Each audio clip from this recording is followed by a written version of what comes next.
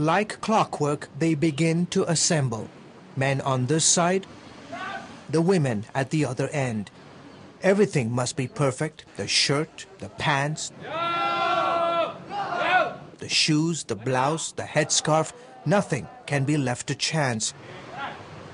It's 9 o'clock on a Wednesday morning, and the chief is ready to address the squadron. Today we're going to conduct an operation in the area of discipline. We need to make sure that the public knows how to apply the Islamic Sharia law.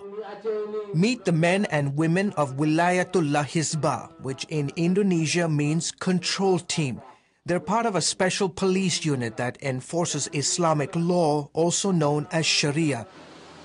This is their headquarters in the provincial capital of Banda Aceh. So we're getting a chance to go with the Sharia police to go on a particular patrol. They're going to basically show us how it's done, how they go about enforcing the moral codes of the city. Our destination this morning? A major intersection a couple of miles out of town. So what kind of things are you going to be looking for today? We'll be looking for women wearing tight outfits, unmarried couples, things like this. The province of Aceh started implementing Islamic law in 2001. Armed with only the Qur'an and a religious conviction, the officers patrol day and night, trying to keep the streets clean of sin. Those who break the law should be scared. If you don't break the law, you have nothing to worry about. And Aceh is not alone. Across the world's largest Muslim-populated country, dozens of local governments have adopted Islamic laws.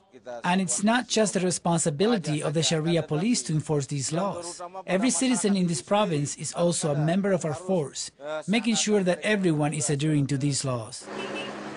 We arrive at our destination, and within minutes, the desks and chairs are set up. The signs go up, the roadblock is erected, and the spotters are deployed, tasked with pulling over potential offenders.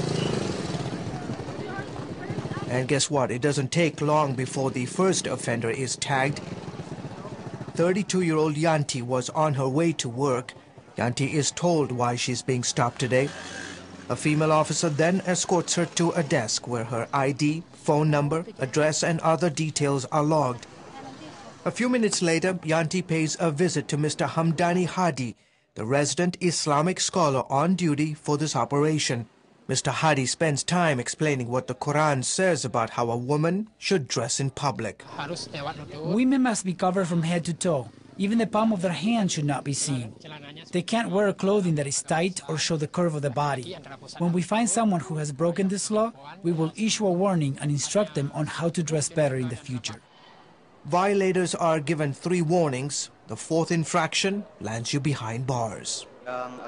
And it's not just dress code violations. If we catch you drinking alcohol, committing adultery or other vices, you'll end up in here too. Last year, the provincial government passed a bill allowing adulterers, homosexuals, and other religious offenders to be put to death by stoning. The bill has yet to be signed into law. They told me that my outfit was too tight and that I should have worn something less provocative.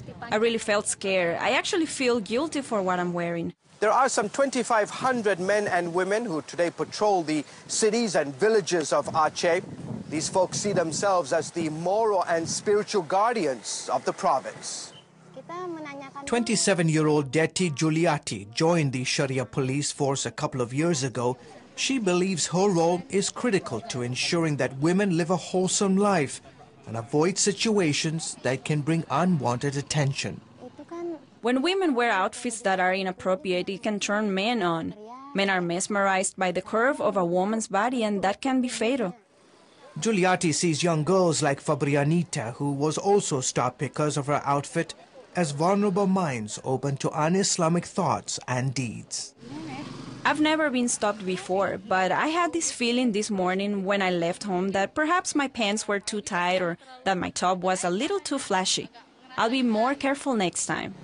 But opinions about the laws and the role of the religious police are divided in the city. There is growing frustration here with Islam, and so many young people are pushing for religious moderation. George Thomas, CBN News, Banda Aceh, Indonesia.